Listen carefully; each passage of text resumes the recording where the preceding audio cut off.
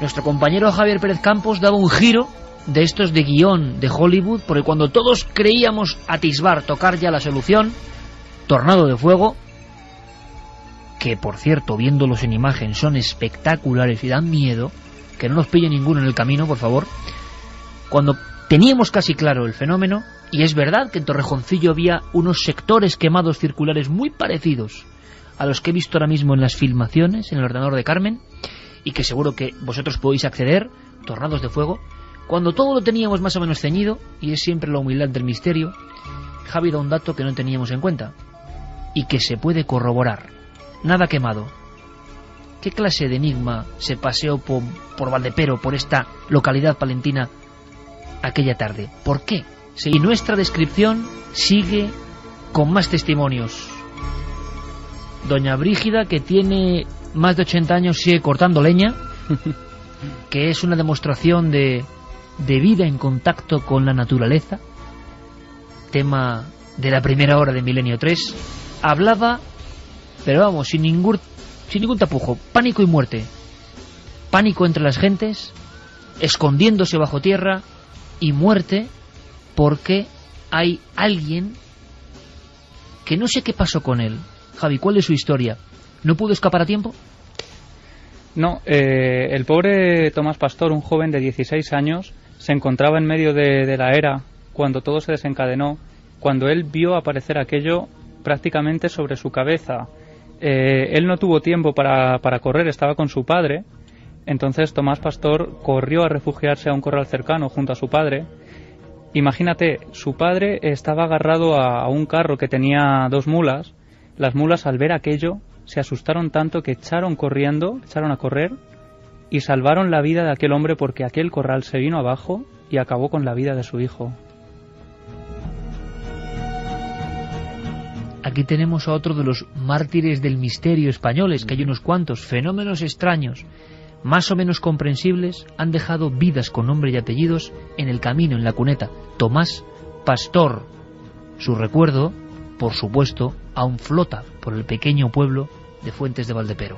Pues muy asustadas todas, cuando ya vimos que eso, pues ahí a ver, pues esa villa que a un chico le ha matado, pues se cuenta la familia, y de Valencia se despobló, estaba estudiando la Salle, los frailes y todo, un chico joven, y, horroroso. Estuvimos, yo creo que todo el pueblo, unos días, pues claro, como sobrecogidos, y ay, Dios mío.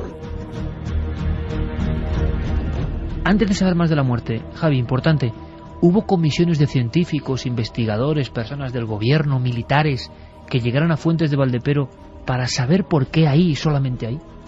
No, lo más que llegó fue la ayuda de los bomberos de Palencia, del gobernador, de gente importante que llegó un poco allí a compadecer a la gente, ¿no? Y a estar con ellos durante las horas siguientes. Ayudó un poco también a alguna gente a reconstruir el pueblo, pero aquello, por lo menos no hay constancia aún hoy de que allí hubiera alguien que investigara aquello. Ni explicación, por supuesto. No, por supuesto que no. Y volviendo un poco otra vez, si me permitís, al tema del fuego que no quema, entre comillas, hay una historia que acabo de recordar que me contaban también. Otro pastor que se encuentra en la era cuando se desencadena el fenómeno y ve como aquella gran tromba, aquel torbellino negro, va hacia él, se dirige hacia él rápidamente. Él no tiene dónde refugiarse, se queda ahí pasmado, presa del pánico absoluto, y aquella tromba se posa sobre él. Él empieza a flotar dentro de ese gran torbellino y es transportado por él hasta 1 kilómetro más allá.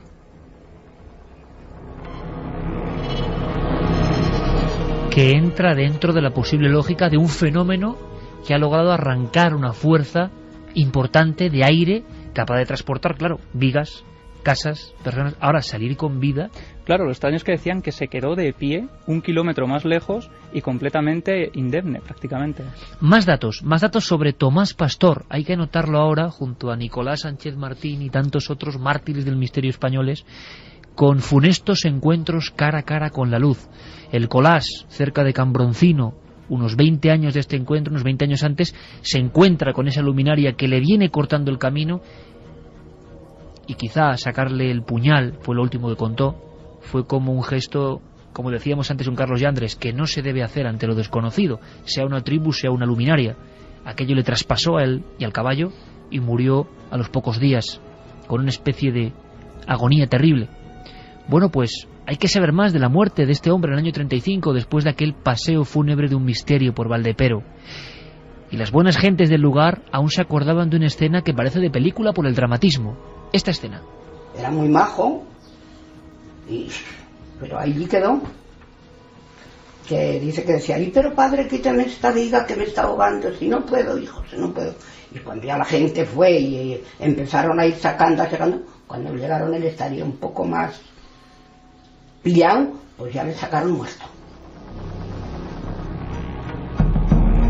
O sea, que no muere en el instante, sino que algunas personas del pueblo llegan a hablar y a intentar auxiliar a Tomás Pastor. Sí, podemos decir, clasificar un poco a Tomás como una víctima indirecta del misterio, ¿no? Él no es atacado directamente por este fenómeno, pero sí que muere a causa de sus consecuencias, ¿no? Tomás estuvo unos minutos todavía vivo, prácticamente consciente, pudo hablar, como nos contaba Brígida, con alguno de aquellas personas, suplicaba que por favor le sacaran de allí y desafortunadamente nadie logró ayudarle. Yo le dije a Javi Pérez Campos, en esta investigación digna, no sé, de un Alardo Prats, José Cirré Jiménez, o sea, los míticos de la época, que acudiese a un testimonio que siempre suele quedar en las piedras y en las afueras de muchas aldeas. A veces es verdad que es fúnebre, pero ¿cuántos camposantos amigos nos hemos recorrido, no? ¿Cuántos cementerios modernos y antiguos, en escarpadas laderas y en llanuras, en países diferentes? ¿Cuántos cementerios como hacían los antiguos reporteros? Porque a veces cuando falta una foto, cuando falta una partida de bautismo o de muerte, suele estar la tumba. Y la tumba a veces es la última parada de una investigación. Y cuando el investigador en solitario llega allí, se da cuenta de que el trayecto ha tocado a su fin. Pero que eso era realidad rotunda, que eso no es fantasía, aunque luego se fantasee en generaciones posteriores sobre una cosa tan inexplicable y que nunca se ha vuelto a dar. El misterio tiene este vínculo fuerte con la tradición oral, pero hay que acudir a todas las fuentes. Ninguna fuente es tan poderosa para el investigador como el cementerio. Me imagino a Javi cuando cae la tarde abriendo la puerta a la verja del viejo y pequeño cementerio de Valdepero. Un momento como este.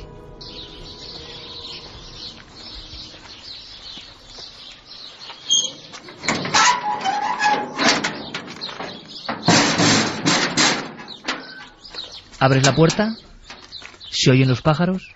¿Qué buscabas? Bueno, llevábamos todo el día grabando recursos, entonces ya estaba anocheciendo además cuando llegamos al cementerio de Valdepero. Los chicos se quedan fuera grabando recursos también de Valdepero desde fuera, ¿no? Desde la lejanía. Y allí estábamos buscando desde luego la tumba de Tomás Pastor. En las entrevistas previas había preguntado a todos los testigos y a la gente con la que habíamos hablado si por favor nos podían indicar dónde estaba esa tumba. Y bueno, bien por desconocimiento, bien por respeto, ¿no? Porque la gente, hay personas que lo tienen todavía muy presente, aunque hayan pasado solo nada más y nada menos que 76 años, hay gente que sigue teniendo el dolor y el recuerdo de aquella muerte. ¿Y el miedo? El miedo, por supuesto. ¿Al fenómeno? Sí, y siguen recordándolo tal y como estaban. De hecho, Brígida se nos emocionaba cuando recordaba cómo veía venir todo aquello. Entonces, bueno, nadie parecía querer decirnos dónde estaba la tumba, nos decían que incluso estaba todo ya muy viejo, que había pues moho, que las tumbas incluso habría que limpiarlas un poco porque eran muy viejas ya, imagínate, año 35. Entonces yo me adentro en el cementerio, llego casi a la tapia del final e imagínate la cara que se me queda cuando una de las primeras tumbas que miro hacia abajo, una gran losa de piedra donde la única palabra legible a simple vista era tromba. Se refería a la tromba de fuego. Así es, cuando ya nos arrodillamos, ¿no? y analizamos la tumba y lo que ponía ahí, aquí yace Tomás Pastor, víctima de la tromba del año 1935 a la edad de 16 años. Es decir, imagínate totalmente impresionados después de haber estado husmeando y buscando y rescatando esta historia, cuando el último momento es plantarte ante la tumba de la única víctima mortal de este extraño misterio.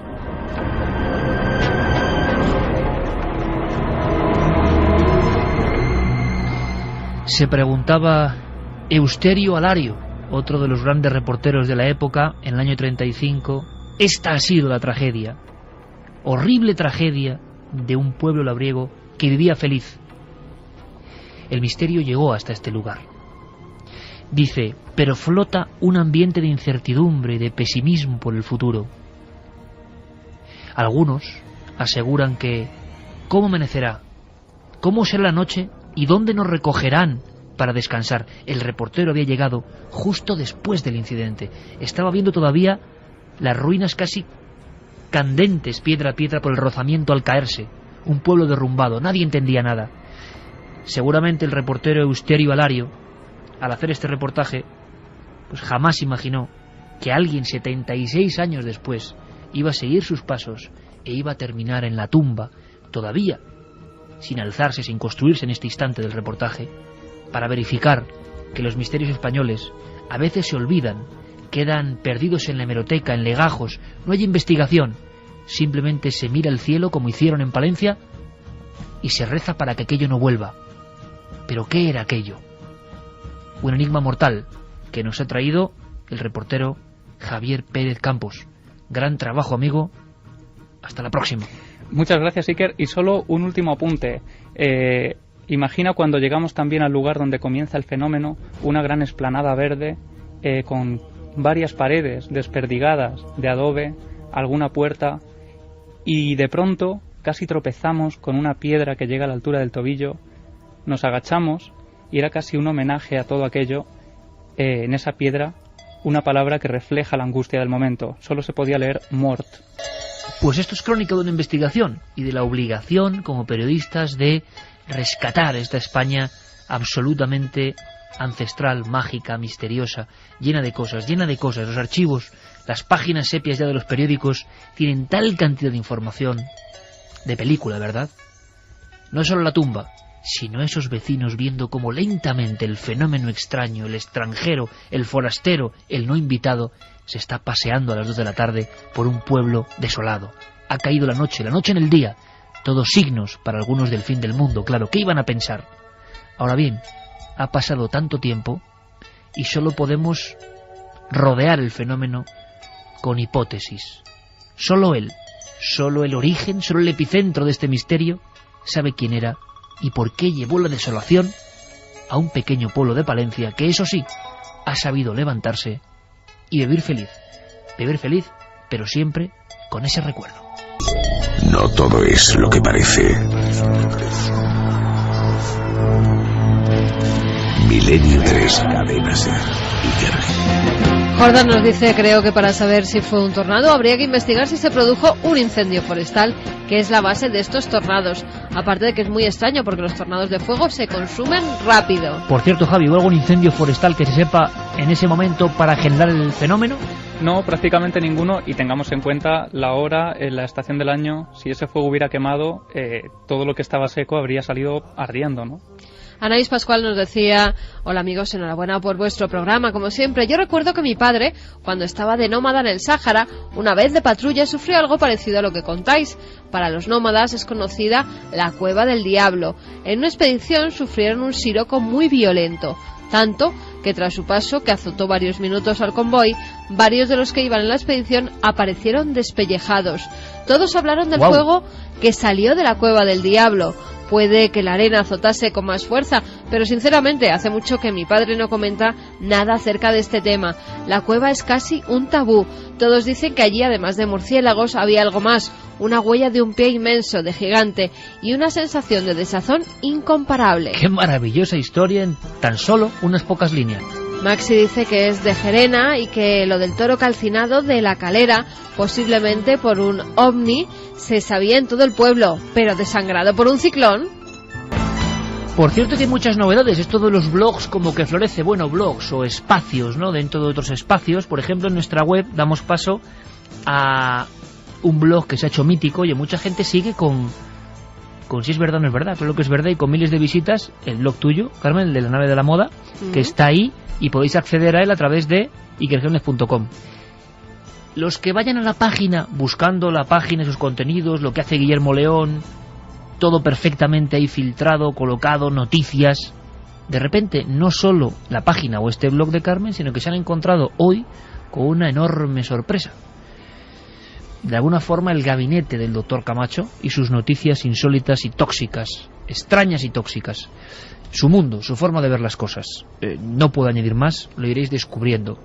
Es verdad que Santi puede sorprendernos con un amigo repentinamente, como la pasada semana, que provocó hilaridad, como es normal, la teoría de aquel hombre furgoneta en ristre que anunciaba por una parte de Estados Unidos que John Lennon había sido acribillado no por David Chapman sino por Stephen King, y defendía vehementemente esa teoría. Claro, esto es tremendo, pero Santi es capaz de pasar de eso a información pura, dura, auténtica de sus conspiraciones. Todo eso es su mundo, pero a veces, de pronto, surgen documentos reales. Yo siempre tengo que decirle a Santi, oye Santi, esto es auténtico, de verdad, y tanto.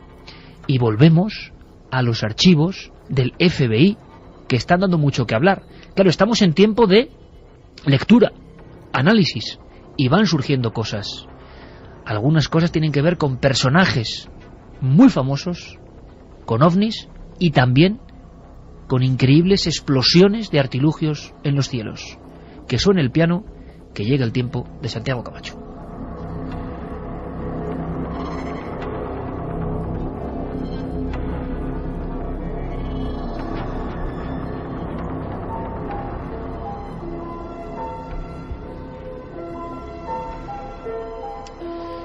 Pues sí, el Acta de Libertad de Información norteamericana nos está dando unas semanas de absoluto gozo, cuando no delirio, a los aficionados a los temas conspiranoicos. Y es que cuando no es esa fantástica web del FBI que nos descubre cosas, son documentos que piden investigadores privados y que arrastran informaciones absolutamente novedosas. Fíjate, cualquier historia que combine los ovnis con el asesinato de John Fitzgerald Kennedy, yo creo que es una auténtica mina de oro para los teóricos de la conspiración. Y eso es justo lo que descubrió William Lester, que era un señor, que es un señor, que está a punto de publicar un libro que no tiene nada que ver con los ovnis ni con lo misterioso. De hecho, se titula Una celebración de la libertad, John F. Kennedy y la nueva frontera. Es uno de tantos tratados académicos sobre la presidencia de Kennedy, y a través del Acta de Libertad de Información, pues digamos que pidió una revisión de qué documentos pues ya estaban disponibles para poder ser desclasificados en cuanto a la correspondencia personal de Kennedy, etcétera, etcétera, y pues ir completando su libro. Y mira por dónde se encuentra con dos documentos absolutamente desconocidos y que automáticamente tanto a los ufólogos como a los conspiracionistas los han revolucionado de manera completa. Imagínate una nota de alto secreto escrita el 12 de noviembre de 1963 en la que el presidente Kennedy ordenaba al director de la CIA la entrega de todos los expedientes relativos a los ovnis y tener una ronda de conversaciones con él y con otros directivos de la agencia sobre el tema en el siguiente mes de febrero. Esto es, Santi, permíteme, para que todo el público lo entienda, poquísimos días antes de su muerte. 10 días antes, exactamente. Claro, automáticamente los más suspicaces han hilado las dos cosas. Bueno, Kennedy pide esos documentos, 10 días después lo matan, a ver si... Yo, ahí va mi opinión personal, yo creo que no. Es decir, una operación, tanto si hubiese sido si el asesinato de Kennedy, como muchos creemos, es fruto de una conspiración, una operación de ese calibre no se monta en 10 días. Es decir, las razones tuvieron que ser otras, y esto es sencillamente una coincidencia. Pero sí que nos habla de ese interés del presidente Kennedy por ese asunto. Y hay un segundo memorándum, este dirigido al director de la NASA. Y este también es muy interesante porque de alguna forma corrobora de forma oficial ese interés. En ese memorándum le solicita al director de la NASA que tenga la máxima colaboración o el máximo espíritu de cooperación con los soviéticos sobre el tema de los no identificados y otras actividades espaciales. Y se razona. Dice, bueno, vamos a ver, ellos y nosotros estamos viendo cosas, lo cual confirma el hecho, estamos viendo y detectando en nuestros radares cosas desconocidas, cosas que en un momento dado podrían ser interpretadas como una invasión del espacio aéreo, como un ataque. Vamos a ver, no sea que tengamos un incidente grave por error y si nosotros detectamos algo, pedimos información, si ellos lo detectan, nos la piden a nosotros, no sea que efectivamente tengamos un disgusto pues porque aparezca media docena de objetos que no son ni suyos ni nuestros y ello despierte la alarma. Fíjate que eso iría a colación de un documento que salió hace cosa de 10 años. Hace cosa de 10 años salieron dos documentos. Uno de ellos una presunta versión del discurso que iba a dar Kennedy en Dallas y que decía el documento apócrifo que básicamente iba a versar precisamente sobre, o lo iba a mencionar profusamente, el tema de los ovnis y su intención de dar a conocer toda la información que tenía el gobierno al respecto. Ese presunto discurso siempre ha sido muy discutido y a día de hoy, con toda la seriedad del mundo, solo se le puede dar la categoría de apócrifo. Pero hay otro documento que los expertos en el tema lo llaman el documento quemado. El documento quemado es un documento que aparece en 1990, concretamente de manos de Timothy Cooper, que es un ufólogo norteamericano, que dice que lo recibe de una fuente anónima de la CIA. Se llama el documento quemado porque está quemado, es decir, está chamuscado. El documento, según la versión de este informante anónimo de la CIA, fue rescatado literalmente de una hoguera donde personal de la agencia estaba quemando información que no querían que ni siquiera que pasase a los archivos, es decir, que desapareciese para siempre. Este hombre sacó esta hojita y se la pasó a Timothy Cooper. El contenido de la hojita venía a decir lo siguiente. Venía a decir que Lancer era el nombre en clave que tenía para la CIA Kennedy, había solicitado información sobre nuestras actividades y eso no se podía consentir de ninguna manera. Ese, digamos, es el párrafo más relevante al respecto. Y luego había una serie de veladas alusiones que sí que hacían referencia a que esto podía tener que ver con los ovnis. El documento quemado, a pesar de ser muy controvertido, sí que ha pasado toda una serie, digamos, de pruebas periciales en cuanto a papel, tipografía, tintas, etcétera, etcétera, y las ha pasado todas con éxito. Curiosamente encaja con esta nueva información y bueno, es un capítulo más dentro de lo que sería el asunto Kennedy y los ovnis. Pero hay más, ¿no? Hay una historia de una explosión de un objeto volante no identificado. Claro, luego nos vamos a esta bóveda, maravillosa bóveda informática que nos ha abierto el FBI. Hay que hablar de capilla Sistina ya, de información, por lo menos. Es una capilla Sistina de la información absolutamente virtual, pero no por ello menos jugosa, y en la cual nos hemos encontrado otro documento que desconocíamos. Un memorándum firmado el 4 de abril de 1949, en lo cual un agente del FBI informa a sus superiores de que varios policías y oficiales de las Fuerzas Armadas habían sido testigos de una extraña explosión en el estado de Utah. Cuando desarrollamos el tema, resulta que esta explosión es la explosión de un enorme objeto cilíndrico que atraviesa el cielo cerca de la localidad de Logan, en un paraje que tiene el peculiar nombre de Cañón de la Sardina, y que prácticamente buena parte de los vecinos de la localidad, la policía local, el departamento del sheriff de Logan y algunos oficiales de la Fuerza Aérea que estaban estacionados allí pueden contemplar. Incluso se habla de que se podía intentar incluso triangular el lugar sobre el que tuvo lugar la explosión para ver si hay algún tipo de restos. Este memorándum está archivado en la zona de platillos voladores de esta bóveda ya no secreta del FBI, y es uno de los documentos pues posiblemente menos conocidos, o que aportan un conocimiento de un caso que no conocíamos con respecto a esos misteriosos años 40 en los que empezó el fenómeno ovni como los conocemos ahora. O sea, Santiago, otro UFO crash, otro supuesto platillo volante o objeto que explosiona y del que no teníamos idea hasta este documento. Además, no, en este caso no estamos hablando, digamos, de un platillo volante que explosiona, sino de esos enormes cilindros que algunos han denominado naves nodrizas, aparatos de el centenar o varios centenares de metros largos, que atraviesan lentamente y, según están los testigos estupefactos, pues mirándolo, revienta en una explosión de considerables dimensiones.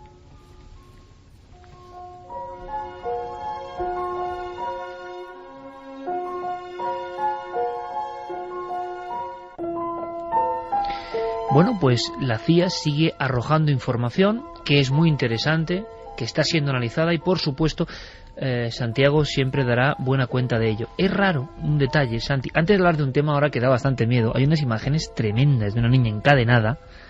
Vamos a viajar a Perú. Y claro que Perú sale muy comentado en el programa, pero es que yo no sé por qué. Perú es como un vergel de noticias de este tipo. De misterios, sí. Y de misterios, en este caso misterio muy dramático. Pero hay una cosa, bueno, luego lo comentaré mejor, porque ahora nos metemos en camisa de 11 varas de lo demoníaco, lo extraño. Pero ha pasado algo. En el mismo instante en que Guillermo ha volcado la sección de Santi con sus noticias, ha pasado algo. Una extraña vigilancia. Luego, Santi, a ver si me cuentas algo. Ahora vamos con temas que ponen la carne de gallina, cadenas, Perú y una niña.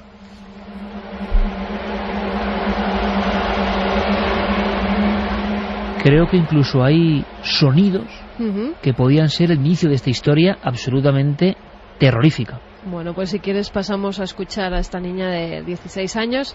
Se llama Blanca Giovanna y vive en la ciudad de Jaén, en Perú.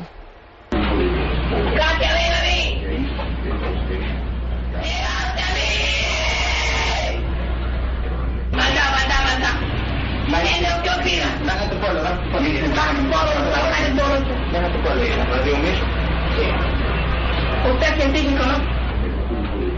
¡Katia, ven a mí! ¡Llegaste a mí! ¡Fernanda! ¡Llegaste a mí, Fernando! ¿Quién es Fernanda? Mi esposa. Hay que interpretar esto. ¿Qué está pasando ahí?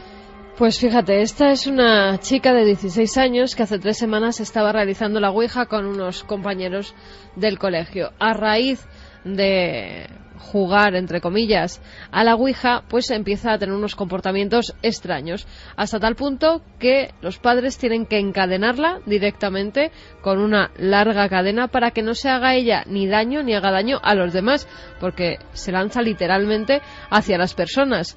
Habla de las fuerzas oscuras, del demonio, del diablo. Has oído esa voz gutural, ¿verdad?, que tienen casi todas las poseídas. Dice palabras que no comprenden muy bien, la familia está desesperada. Hay unas imágenes impactantes que se ve a la niña detrás de unas rejas asomada a una ventana de su casa que son terribles. Y el rostro que tiene esa chica es que está demodado por completo. No es una niña normal, se ve que tiene maldad en los ojos. Hay un momento en el que hemos escuchado: usted científico, ¿verdad? Se dirige a una persona que está detrás de la cámara y que se lleva un gran susto en ese instante, Iker. No saben qué hacer con ella, han pedido la ayuda de un psiquiatra, de un psicólogo, porque realmente no saben si está poseída. Es que estaba haciendo daño no solamente a ella, sino también a los demás, y que estaba atacando a la gente. Hasta que a esta pobre cría no la ayuden, no la lleven a un centro especializado o de psiquiatría, o un exorcista realice algunos rezos sobre ella para que calmen ese estado de histeria en el que se encuentra, pues por el momento no pueden hacer otra cosa. Pero porque es que ella misma puede hacerse daño, porque ya te digo que estaba agarrada a los barrotes de su cuarto y se puede lanzar en cualquier momento. Y la familia certifica que era antes de hacer, que había habido un juego, una práctica de la ouija 3 semanas antes. Y sí, claro, dices poseída, o que ella cree que está poseída, evidentemente esa noción, ¿no?, de estar infectado por el mal, y que realmente provocó unos estados de violencia atroces. Es curioso porque también América, y concretamente de América del Sur, nos llega una noticia que tiene que ver con ritos, con amuletos, con significado de piezas concretas, y que luego, por lo menos lo que denuncian algunas personas, es que empieza a haber problemas. Yo siempre me acuerdo de Antonio José Alés, Alés, que sabía de radio mucho.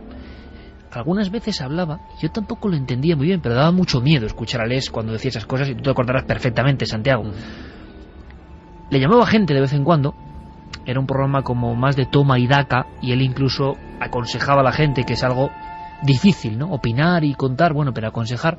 Pero Alés lo hacía, se metía en ese barrizal y a veces salía pues con bastante elegancia de él, pero recuerdo más de una llamada, y 2 y 3, ya en los años 80, que alguien decía que en su cuarto, por ejemplo, estaban empezando a pasar cosas extrañas.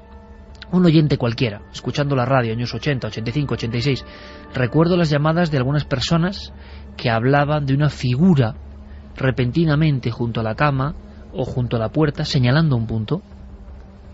Se convirtió casi en un clásico en Madrid a final de los 80, por lo menos las llamadas contando, aterrorizadas las personas, que había como alguien señalando un punto. Bueno, Alés de inmediato hacía una pregunta que a mí me extrañaba, y es: ¿hay algún objeto de algún difunto que usted guarde en su domicilio, en su cuarto? Claro, muchas personas pues tenían el reloj del abuelo, la joya de la madre ya muerta, la cadena de... que es lo lógico, que imagino que en todas las casas de España y del mundo habrá cosas de nuestros antepasados. Bueno, pues Alés siempre incidía, yo no sé de dónde viene esto, en que no había que tener ninguna cosa que hubiese pertenecido incluso a nuestras generaciones, porque se generaban estos fenómenos. Fíjate, hasta que me preguntabas si me acuerdo. Te voy a comentar una... Tú también lo pasaste mal aquella noche. No, o sea, no solo me acuerdo personalmente, sino que te voy a hacer una pequeña confesión personal. Yo, como todo el mundo, tengo objetos, concretamente sobre todo de mi abuelo, que era un hombre al que quería muchísimo. Pero me acuerdo de aquellas historias de Alés. Están en el trastero, varios pisos por debajo de mi casa. Desde aquella emisión. Era grande Alés, para generar esto, desde luego. Bueno, pues yo creo que no pueden ser malos si son de familiares y de eso, y siempre nos acompañan. Claro, pero no estamos hablando de lo que decía Les, ¿no? Y de su particular liturgia. Yo también era muy niño cuando... Claro. Sí, pero hay gente que le puede dar miedo y empieza a guardar las cosas en los desvanes. Estamos hablando Estamos todos rodeados de objetos que han pertenecido a nuestros antepasados y no por eso vemos visiones a los lados de la cama. Y de arte incluso, ¿no? Que pertenece a personas que ya no están. Mira, yo llevo un amuleto de hace 3000 años. Pero es curioso porque Alés lo decía, como estamos hablando siempre lo que decía Alés, como con mucha vehemencia defendía eso, y hasta el final de sus emisiones radiofónicas defendía eso, a saber, ¿no? ¿Por qué Antonio José Alés tenía esa conciencia? ¿Le habría pasado algo a él? Pues no lo sé, pero lo cierto es que en América hay muchos ritos de mantener ya no amuletos, collares, anillos, sino cosas un poco más tenebrosas. Huesos. Claro, y ahora hay gente que se está quejando de que pasan cosas. En Ecuador, al parecer hay una tradición, pues de que si te vas por un camposanto y encuentras huesos, esos huesos han ido en tu busca y entonces como que te los tienes que llevar a casa para que te protejan, para que protejan el hogar, para que protejan a la familia. No solo eso, hay mucha gente que incluso cuando sus familiares ya ha pasado un tiempo, pues desentierran al familiar y se llevan pequeños huesecitos para tenerlos en altares en sus casas.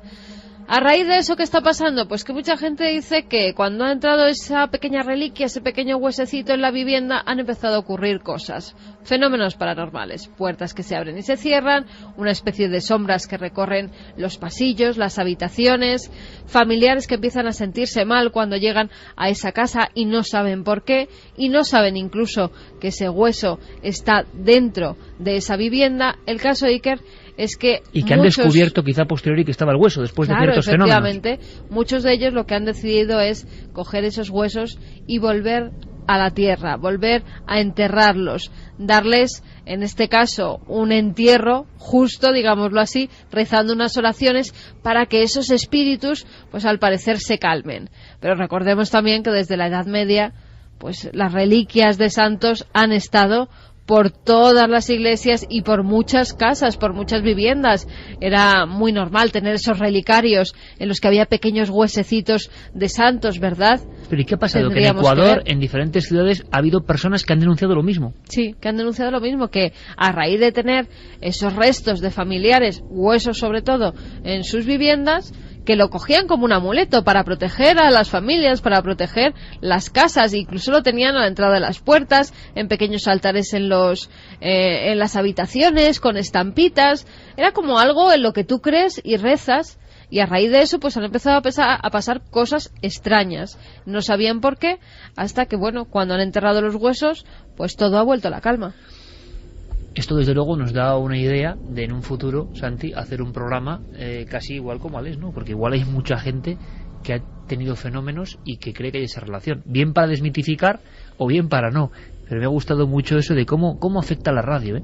La radio es capaz de modificar nuestras vidas, así que, como bien decíamos, que no haya ningún miedo, porque yo creo que convivimos con objetos que son de difuntos desde siempre, ¿no? Ahora, mira que era pillo aquí, en el buen sentido, del amigo Alex, que dijo, voy a hacer una noche de miedo y va a salir la gente, pero por peteneras, vamos. Y el ejemplo está aquí. A mí me impresionó mucho también, ¿eh? Había una historia de un reloj, de estos relojes que se abren, y con una foto del abuelo o algo así, y que la persona que lo tenía le había pasado como estos de Ecuador, exactamente. Mira, te voy a enseñar una cosa ahora mismo en el ordenador que también te va a impresionar.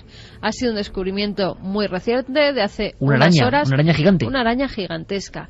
Una araña que además tiene 165 millones de años, que han encontrado en un fósil. Es una araña dorada de seda, o néfila, así se llama.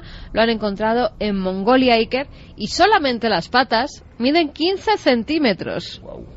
O sea, cuando ves la imagen, eso te lo encuentras en casa y sales de tu casa corriendo. Yo, por lo menos.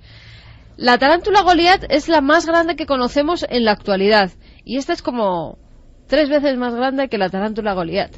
Bueno, pues ahí está. La arqueología poniendo terror y poniendo muchas fobias, yo creo que al límite. Vamos a saber qué pasó tal día como hoy. Vámonos con las efemérides. Una noche como esta, incluso en Milenio 3, es la sección La correspondencia del tiempo pasado que hace siempre nuestro compañero Carlos Largo.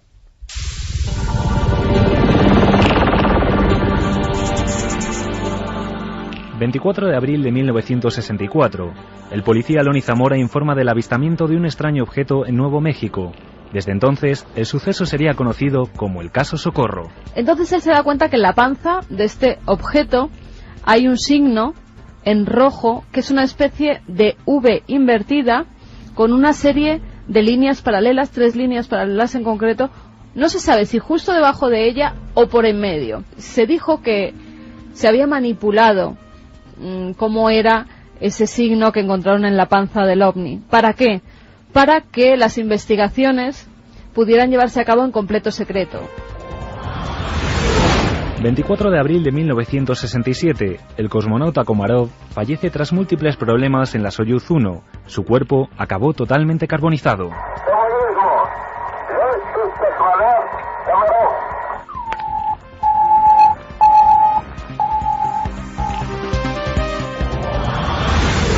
24 de abril de 2001. Se prohíbe en la Unión Europea la utilización de harinas cárnicas para alimentar al ganado.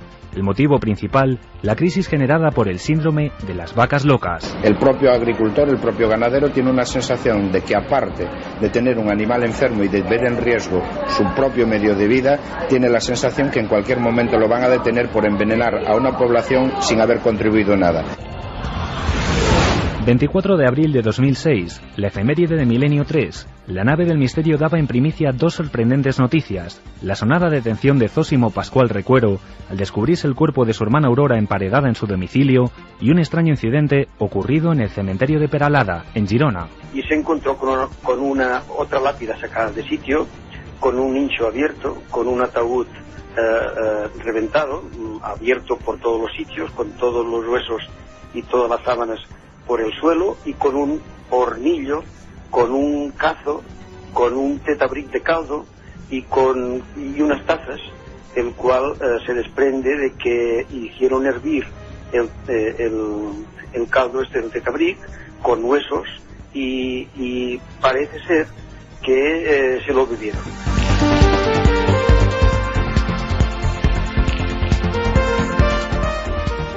Historias de nuestra propia historia incluso, ya lo decía. Vaya casos, vaya incidentes. Por cierto, hay uno que realmente parece también anacrónico, digno de la crónica de Carlos Largo. Decían que el último bandolero, si no recuerdo mal, si mi memoria ya un poco encasquillada no me falla, era Pasos Largos, ¿no? El bandolero aquel de la serranía. Ahora dicen que hay otro, que ha habido otro. Antonio Manuel Sánchez Corral, así se llama. Buen nombre. 40 años. Sánchez Corral. Le llaman el lute de la serranía porque dicen que este hombre que es terrible. Vivía oculto, además, fíjate la zona que está muy de moda por el Corazón, el Bosque, Ubrique, bueno, pues por toda esa zona, Bueno, ¿no? entonces ya empiezo a entenderlo. Si vivía por la zona de Ubrique. El Jesulinas, la Coles, bueno, Sí. y en medio este tipo.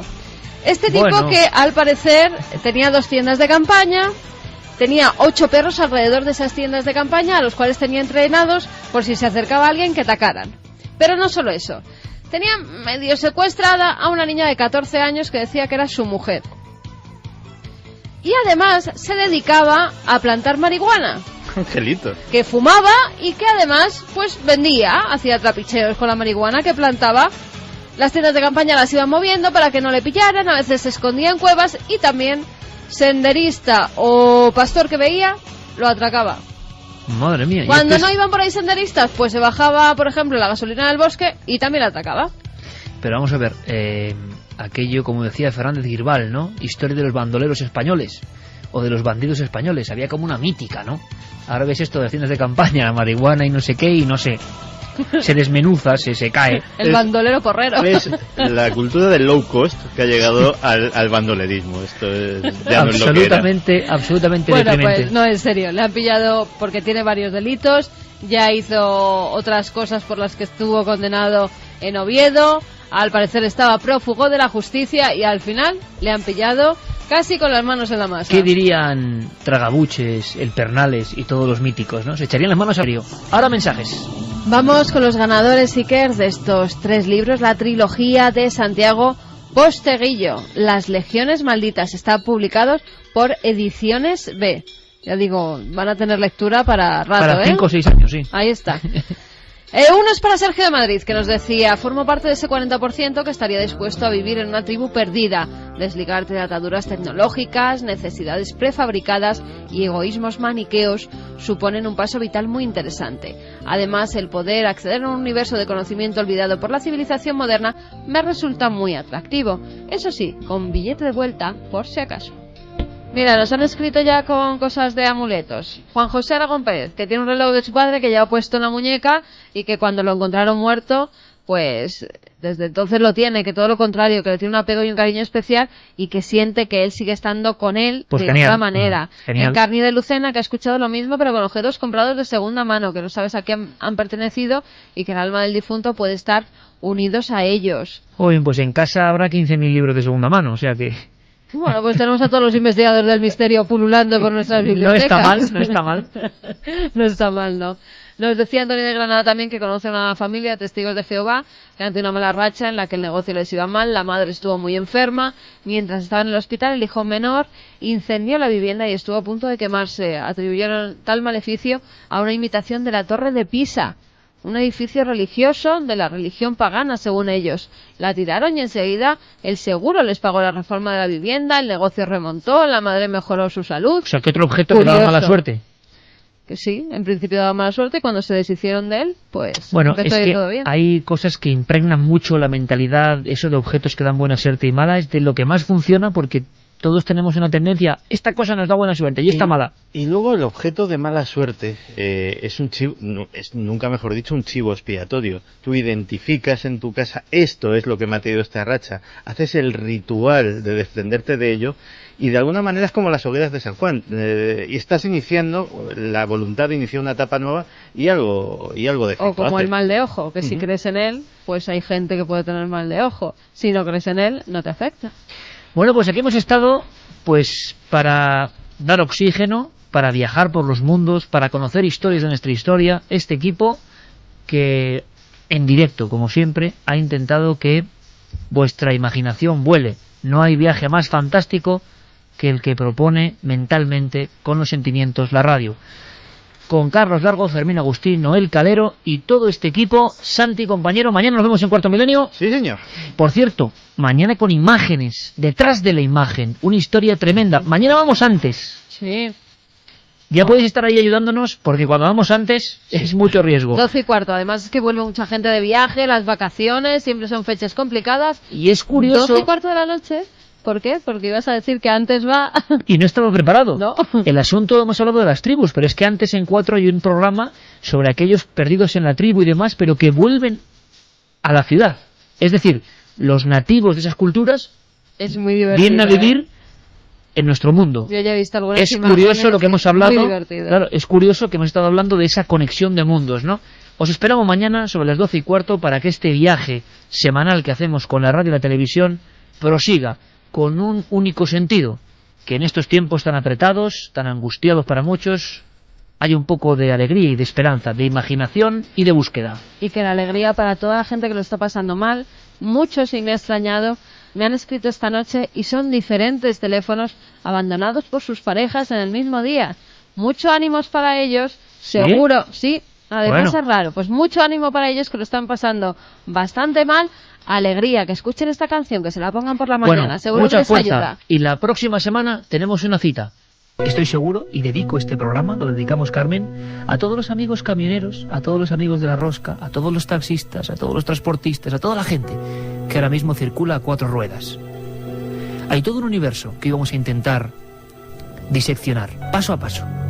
Encuentros con seres, figuras detenidas en el arcén. No hablamos de los típicos casos de chica de la curva, no, sino de otra cosa. ¿Habéis oído hablar de esas historias de una densa niebla y de repente el vehículo aparece en otro punto muy lejano? Le voy a pedir, estamos aquí todos, por cierto. 4 ruedas, 4 en el equipo. Carmen, Alberto Granados y Noel Calero.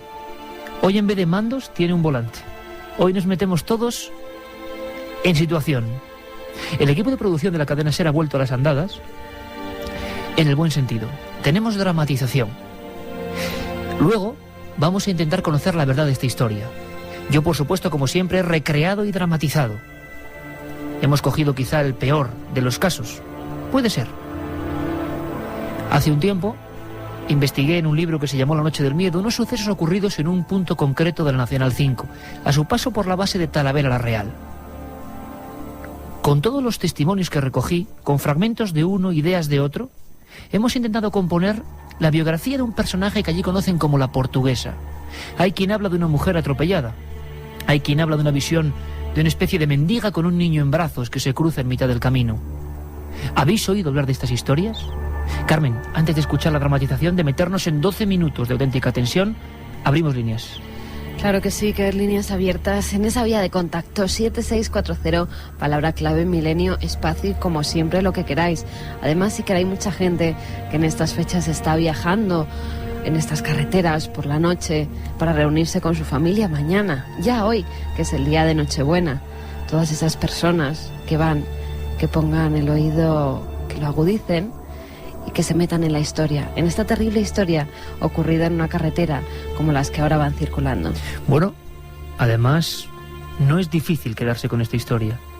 En ese punto kilométrico se habla de eso, de una figura, de un accidente, de la repetición sistemática de la misma presencia.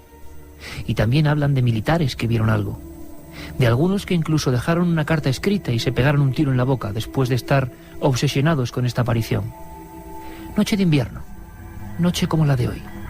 Este es nuestro particular regalo de Navidad.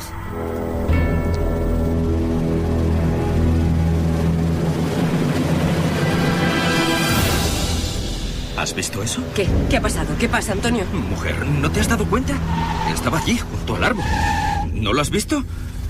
Voy a dar marcha. No, déjalo, no sigas. Por favor, vámonos de aquí ahora mismo. Pero, mujer, yo he visto algo ahí que... Que he dicho que nos vayamos de aquí, por el amor de Dios. ¿No me estás oyendo?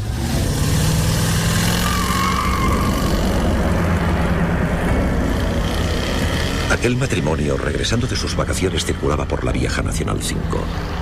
Eran ya cerca de las 3 de la madrugada, y ambos, aunque solo fuera por una fracción de segundo, habían visto lo mismo.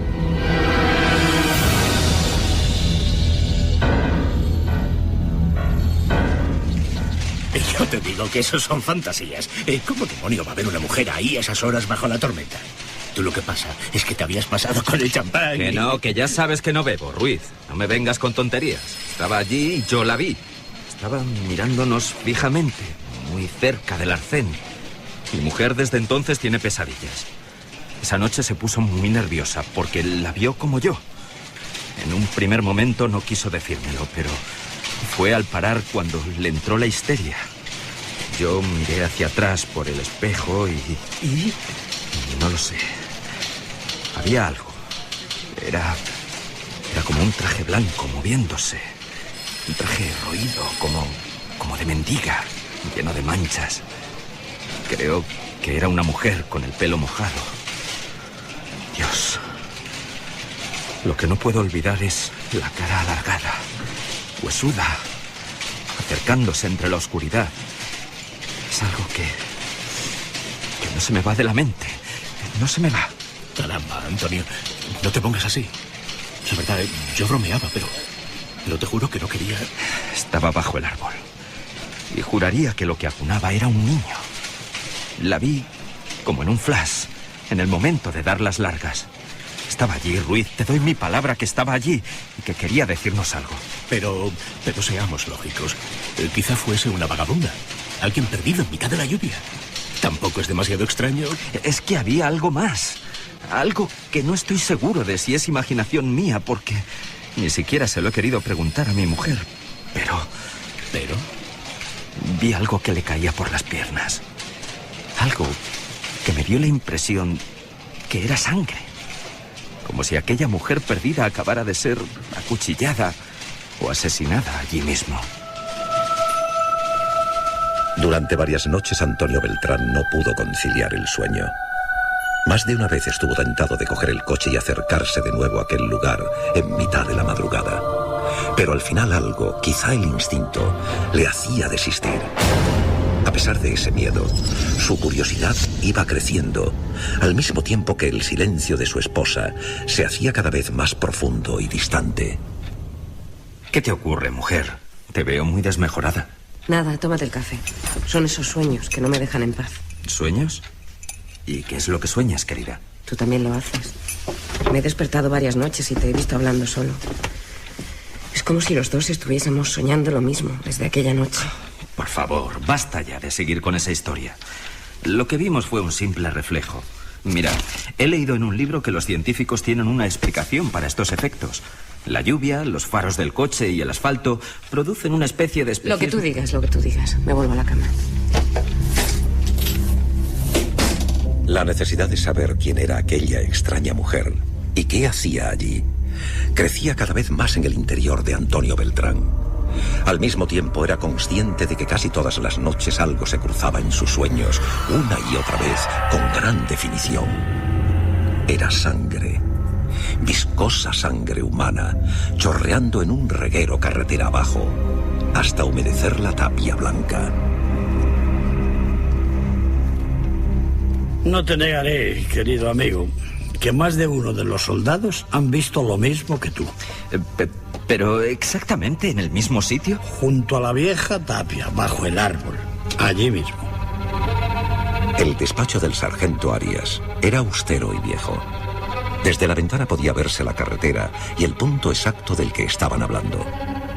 La amistad forjada desde hacía más de 30 años y los rumores que circulaban por una ciudad como Badajoz habían llevado a Antonio hasta allí. ¿Y es verdad lo que cuentan del soldado aquel que una noche... Tan cierto como este informe. Ahí lo tienes. Pero, por favor, que esto quede entre nosotros. Ya ves que aquí callar una historia es difícil. Te aseguro que me expedientarían si cuentas esto a alguien o se entera algún superior. Todo el mundo guarda silencio sobre la portuguesa. Pero en estas hojas aparecen más testigos. ¡Santo cielo! Toda esta gente la ha visto desde que aquel chico... por cierto, has dicho la portuguesa. Aquí se cuenta una historia muy antigua, quizá de los años 40, de una mendiga que fue atropellada justo ahí. No se encontró el cuerpo ni al culpable. Pero parece que una mujer embarazada no fue socorrida y quedó allí desangrándose con el bebé en las entrañas durante toda la noche. Una noche de tormenta. Eso dicen, una noche de perros. Y desde entonces, toda esa gente que aparece en estos informes ha venido a la base a denunciarnos lo mismo, la misma aparición. Bueno, sobra decirte que todo esto se guarda en ese mismo cajón y de aquí ya no sale. ¿Y esta foto? Dios, ¿esto qué es? Para Antonio fue un gran impacto encontrarse con aquella imagen de una cabeza destrozada, como si fuese una sandía reventada contra el asfalto. La fotografía en blanco y negro, adjunta al grueso expediente, mostraba además el cañón de un fusil que se asomaba como una sombra. José Mateo Cano, 20 años, suicidio. Un tiro en la boca en esa garita que ves ahí. Pegada a la carretera y al árbol. El rincón de la Portuguesa, para hablar claro. Sus compañeros nos confesaron que andaba muy nervioso siempre cuando le tocaba hacer guardia allí. A alguno le había hablado de un sonido como una risa que poco a poco se hacía más audible y que salía desde los arbustos del otro lado de la carretera. Al parecer, una de esas noches, llegó a ver la figura de la mujer, con el traje manchado y como flotando, una mujer mayor con una sonrisa, algo que iba avanzando en su dirección. Así hasta que se descerrajó un tiro en la boca. Ahí lo ves perfectamente. Y lo grave es que no ha sido él. Desde el mismo momento en que se construyó esta instalación militar, ha habido gente que la ha visto. Una noche de hace un par de años, 3 soldados abrieron fuego contra una figura que avanzaba en la oscuridad. Y justo antes de aparecerse, también habían escuchado un misterioso sonido, como un llanto.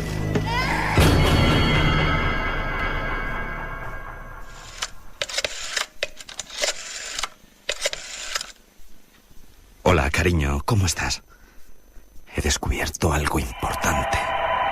Aquella noche Antonio llamó a su mujer consciente de que había llegado el momento de regresar al punto donde se habían encontrado con el misterio. Ella, llorando, se negó e insistió en que no lo hiciera, como si tuviera un terrible presentimiento. Pero la determinación de aquel hombre ya era total. Pasadas las 2 de la madrugada, decidió dejar de recorrer la carretera en un sentido y otro. Puso el vehículo en una especie de camino vecinal, casi a la sombra de un árbol. Apagó los faros y el motor, y en mitad de la negrura, echó los seguros de las puertas. No era capaz de poner pie a tierra. Y ahora se pone a llover. Dieron las 3 de la madrugada y, aferrado a la cámara de fotos que sostenía entre las manos, con el fin de demostrar que lo que había visto era real, siguió vigilando cada palmo de terreno con los ojos muy abiertos y casi pegados al parabrisas. El viejo árbol sin hojas, la tapia, el arcén. ¿Qué es esto? Parece un niño. Encendió las luces estremecido. Había sentido algo después de escuchar esa voz. ¿Qué está pasando? Al dar las largas y enfocar el viejo muro, se dio cuenta de algo muy extraño. En la parte inferior estaba surgiendo algo parecido a una mancha, una oscuridad, una sombra húmeda que poco a poco se iba haciendo más grande. Y entonces las tenazas del miedo, del más profundo terror, le hicieron arrancar el coche. ¡Arranca! ¡Arranca! Era inútil. El motor estaba completamente ahogado y él a punto del colapso. Empujó la puerta con todas sus fuerzas para salir, como si algo interno le dijese que tenía que alejarse a toda costa de allí. Lo intentó varias veces, pero... ¡Ábrete! ¡Ábrete, maldito! ¡Ábrete! Fue entonces al mirar por el rabillo del ojo, cuando sintió un frío subiendo por cada uno de los huesos de su columna. Fue entonces cuando se quedó rígido como una estatua. Notó una respiración helada en su nuca.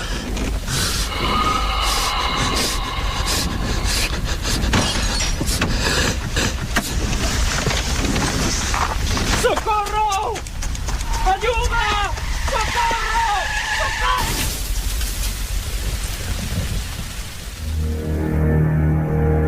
Antonio Beltrán vio algo antes de morir atropellado en mitad de la vieja carretera nacional. Algo en el asiento de atrás de su propio vehículo. Algo que sobre las 3 de la madrugada de aquella lluviosa noche de 1978 había entrado en el coche sin abrir las puertas, que estaban cerradas con seguro. Algo que muchos llamaban la portuguesa.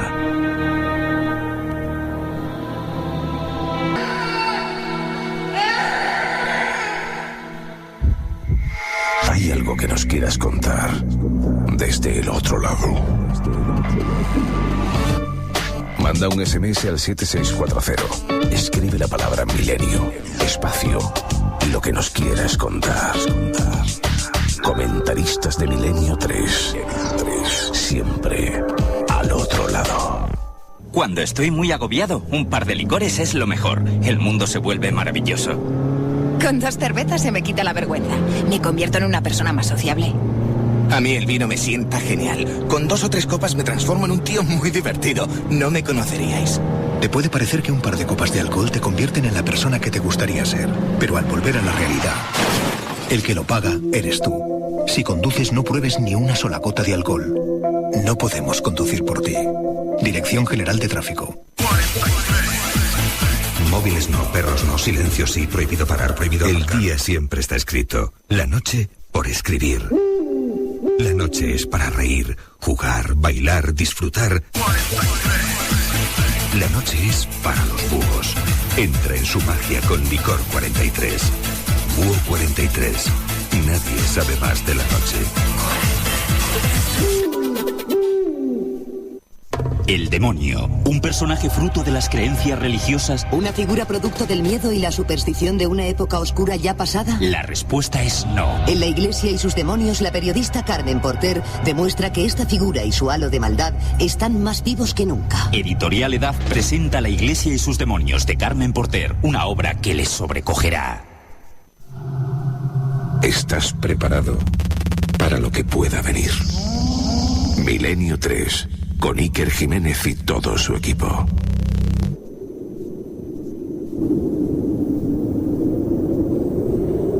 Y vamos ya con los mensajes que nos llegan a través de esa vía de contacto, el 7640, palabra clave milenio, espacio y como siempre lo que queráis. Juanjo desde Valencia nos dice: qué oportuno programa. Yo sí he tenido la visión de una figura en el asiento de atrás. Antiguamente en el norte de Europa enterraban a los suicidas en los cruces de caminos con las cabezas cortadas. Pasad una feliz Navidad, Mon. Hola Iker, soy Adolfo y a estas horas voy camino de Córdoba y salgo de Figueres. Te estoy escuchando atentamente. Y viajo solo. Un abrazo. Soy transportista repartidor de prensa. Hago la zona de Campo Real, Orusco y me tenéis asustado. Besos. Carmen, voy sola en el coche. Por favor, nos dice Lola. ¿Seguro que vas sola, Lola? Vaya con el tema de hoy. Me tenéis con las luces de la cabina encendidas cada 2x3. Cada vez que paso por el Alto de Itziar en Guipúzcoa, a mi novia y a mí pasamos pánico por el miedo a que se nos aparezca la chica que aparece. Y van desde Donostia. Hola Iker, soy José Antonio. En Jabugo decían que aparecía alguien en la carretera, pero también aparece una niña con traje de comunión en la ventana de un edificio. Sí, bueno, esa es una historia que se ha ido traspolando de un lugar a otro, la de la visión de una niña de unos 4 o 5 años en mitad de la carretera, y que es una visión que viene desde muy antiguo, o sea, una especie de mito transportado desde antiguas culturas, ¿o no? ¿O ocurre de verdad? Aquí mi sobrina y yo tenemos un canguele impresionante. Felicidades por el programa y para cuándo algo sobre el Montsacro en Asturias. Soy Aarón de Tenerife, estoy circulando por la carretera principal del Teide y ya veo de todo. Blas desde Yecla que nos dice espectacular la dramatización. Felicidades. Bueno, pues si esperéis un poquito, ahora están nuestros compañeros con todo lo que está pasando, con toda la actualidad, las noticias de ahora mismo. Vamos a intentar explicar la historia real de estos casos, qué hay de verdad, qué hay de mito. Vamos a irnos a otros países incluso, o sea que es un viaje perfecto para una noche como esta.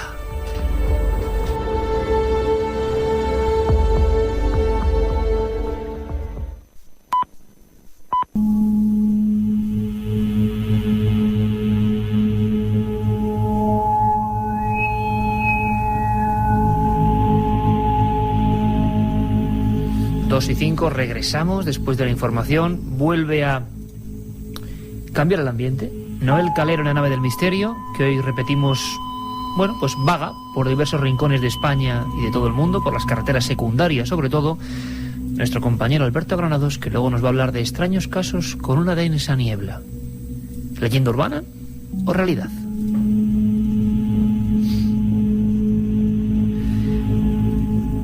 Bueno, Carmen, nuestros oyentes han escuchado con atención la leyenda de la Portuguesa, con varios retazos basados en una historia real. Por cierto, nos están preguntando si pasado mañana, domingo, efectuamos el programa por ser Navidad, y por supuesto que sí, cuarto milenio, además con un tema muy especial, códigos secretos de Jesucristo, código da Vinci, cena secreta, a la hora de siempre. Y también muchas preguntas sobre la colección de Biblioteca del Misterio, que por supuesto que sigue ahí. Y precisamente esta semana creo que está a la venta en los kioscos, junto con un CD, con un programa especial, el libro Encuentros, donde hablamos de un caso como este. Y mañana Nochebuena también estamos aquí, Iker. Mañana Nochebuena vamos a intentar quedar todos los amigos, ¿te parece? Sí. ¿Llamamos a todos? Es una buena noche. ¿A los reporteros fieles? A todos. Venga. Así que mañana, sobre las 12 nos han dicho, ¿no? Nos han citado. De 12 a 2. Bueno, pues la dramatización, la historia de Antonio Beltrán, que por supuesto es una dramatización mía, el guión de este vuestro amigo Iker Jiménez, la dirección de Mariano Revilla y la coordinación técnica de Juan Antonio Merayo y todo el equipo de actores.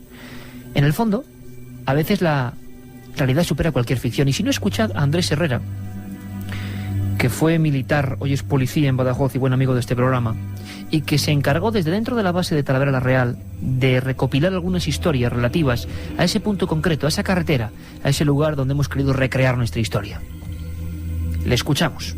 Curiosamente, esta es una de las leyendas que más trabajo me ha costado ir desmembrando, porque había muchas versiones de este relato, pero básicamente podemos decir que proviene de un presunto accidente de tráfico muy antiguo que hubo en la antigua Nacional Quinta, que pasa justo por las puertas de la base aérea de Talavera.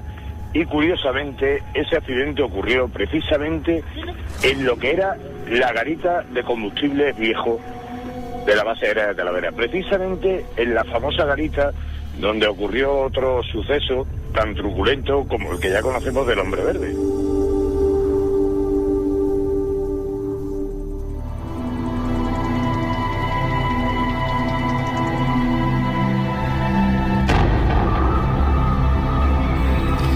Ahí está el testimonio de Andrés Herrera, un hombre que trabajó, pero vamos, con sudor y con lágrimas, recopilando una información que suele estar siempre secreta, quizá porque, como decía él, ese incidente de la noche del miedo, esos 3 soldados que disparan contra una figura que se aproxima a ellos con brazos en cruz en mitad de la noche, en ese punto concreto del Nacional 5, la antigua Nacional 5, pues motivó una operación de silencio tremenda. Sin embargo, es curioso que el mito, la historia y la leyenda, muchos años antes, se producía exactamente ahí. A veces es singular cómo en algunos sitios se solapan las historias, una detrás de otra y siempre en el mismo sitio. Quizá la clave precisamente está eso, en el sitio. Hay versiones de fuera y versiones de dentro de la base. Hay versiones de personas que han pasado por esa zona de la base aérea de Talavera, de la antigua Nacional Quinta, que va de Madrid a Badajoz, en el sentido de que, bueno, se encontraban con una figura fantasmal, habitualmente vestida de blanco, con una especie de vestido largo hasta los tobillos, sin mucha definición, Eso por lo que respecta a los conductores. Pero por lo que respecta a los soldados de la base, incluso algunos que han llegado incluso a disparar a la figura por puro miedo, y nos consta de forma fehaciente que lo han hecho, esta figura ha llegado incluso a la tapia de la base, digo atravesar en sentido literal, desde la carretera hasta el interior de la base, y una vez dentro ha desaparecido.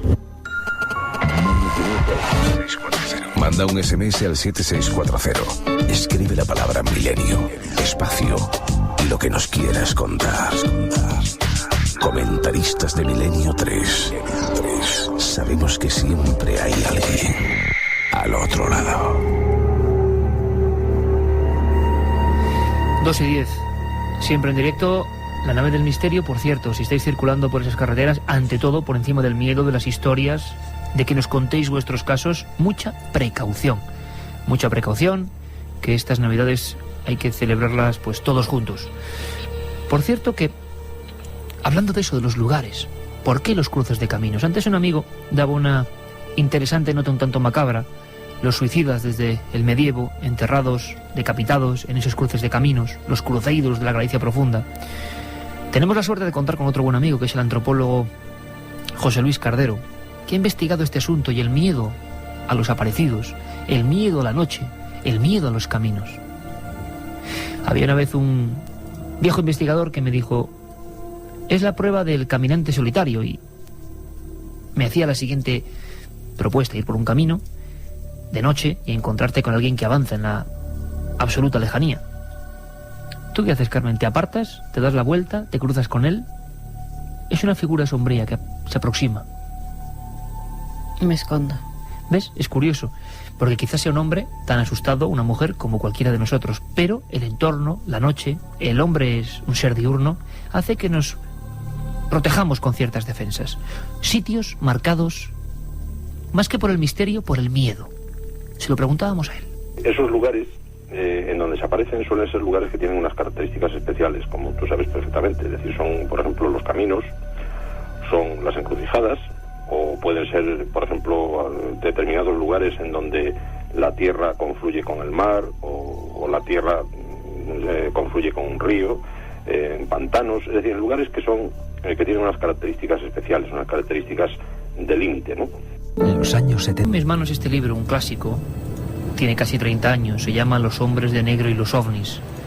Lo publicó un argentino, bueno, pues siempre divulgador de estos asuntos en su país, Fabio Zerpa, y desgranaba algunos casos que no sabemos tan bien porque en los años 70 se hicieron célebres, tanto en España como en ese país.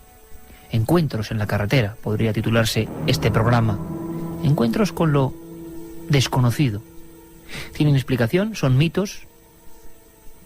¿O todo depende de cómo lo interpretemos? Del miedo que uno puede sentir dentro de un vehículo. En el fondo dicen los psiquiatras y los psicólogos que el vehículo es como una especie de prolongación de nuestro yo, de nuestro propio hábitat, de nuestro hogar. Y nos sentimos también intimidados. Hay un caso que es muy especial, que quiero que conozcáis. Todo un clásico. También ocurrió una noche como estas. Y estoy seguro que se sienten muy identificados todos los amigos camioneros que ahora mismo nos escuchan en cualquier ruta. En este caso nos vamos al año 1973. En su día se habló del encuentro cercano mejor estudiado de todos los tiempos. La historia de Dionisio Yanca. El domingo 28 de octubre de 1973, Dionisio Yanca emprendió viaje desde la ciudad en la que vivía, Bahía Blanca, hacia Río Gallegos, ya que debía transportar materiales de construcción con su camión. Hacia las 12:30 de la noche, Yanca se dirige hacia una estación de servicio para llenar el depósito de gasolina y se da cuenta de que la rueda trasera derecha de su camión le falta aire, pero decide seguir y cambiarla más tarde en el camino. 1 hora y media después, y aproximadamente a unos 19 kilómetros de Bahía Blanca, para el camión en el arcén de la carretera para cambiar el neumático. Observó una luz amarillenta a unos 2000 metros de distancia. Pensando que se trataba de otro automóvil, continúa con su tarea. Pero de pronto, esa luz amarilla se detiene justo detrás de él. Dionisio se queda paralizado y siente que alguien le está cogiendo por la espalda. Cuando logra levantarse, ve a 2 hombres y a una mujer pegados a él y observa cómo le agarran 2 dedos y hacen en ellos un corte. A partir de ahí no recuerda nada más, solo que 48 horas después se despertó en el Hospital Municipal de Bahía Blanca. Posteriormente, tras ser sometido a hipnosis y después al suero de la verdad, lo que recuerda es a unos seres descendiendo de una especie de haz de luz compacto. Se le acercan y con una especie de bisturí le hacen una incisión en los dedos. Después lo introducen en una nave. Lo que Janka describe es a una mujer que le examina, ve por una especie de mampara el cielo estrellado. También observa cómo unos cables o mangueras flexibles salen de unas compuertas situadas en la parte inferior y van a parar a un poste de alta tensión. Más tarde se comprobaría que efectivamente ese poste aparecía roto en el lugar de los hechos. Observa de nuevo a la mujer, en esta ocasión poniéndose un guante negro con 5 punzones en la parte de la palma y haciéndole una incisión. El corte, efectivamente, aparece en el cuero cabelludo del camionero, que además muestra un hematoma. Transcurrida una media hora, ve que se abren las compuertas y es depositado en tierra mediante el haz de luz en la carretera. Un coche lo traslada y se despierta en el hospital.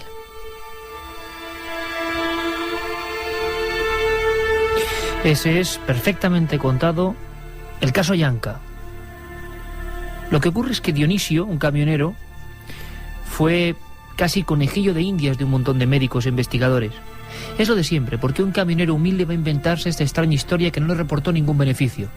Lo cierto y verdad es que estas personas que en mitad de cualquier ruta, en un lugar solitario como este, se encuentran con lo extraño, cambian su vida radicalmente. ¿Qué les ha pasado? ¿Han visto esos seres? ¿Esos seres son del espacio exterior? ¿O esos seres son nosotros mismos?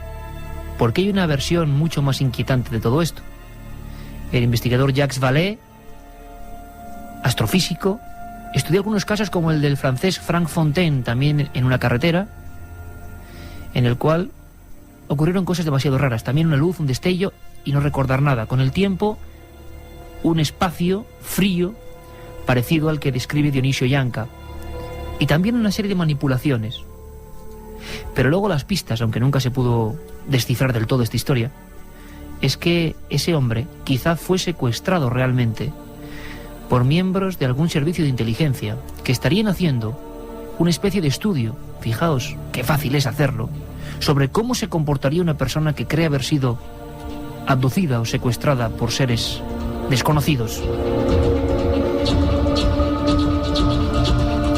Pero se hablaba del hombre que investigó este caso, que llevó a este Dionisio Janka hasta los médicos.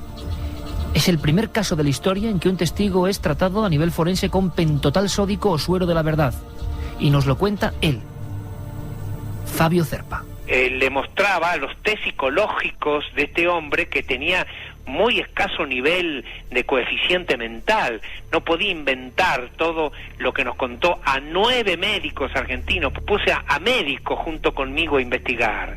Y por primera vez también, además de las 16 sesiones de hipnosis que le hicimos a este simple camionero que tenía 25 años y que tenía un coeficiente mental muy escaso, le hicimos hipnosis, 16 sesiones de hipnosis, y le hicimos por primera vez en el mundo, porque había colocado un médico forense, un médico de una policía de un país, que le colocó pentotal sódico, es decir, el suero de la verdad. Nosotros le dimos 3 inyecciones de pentotal sódico y volvió a repetir exactamente lo mismo de las 16 sesiones de hipnosis.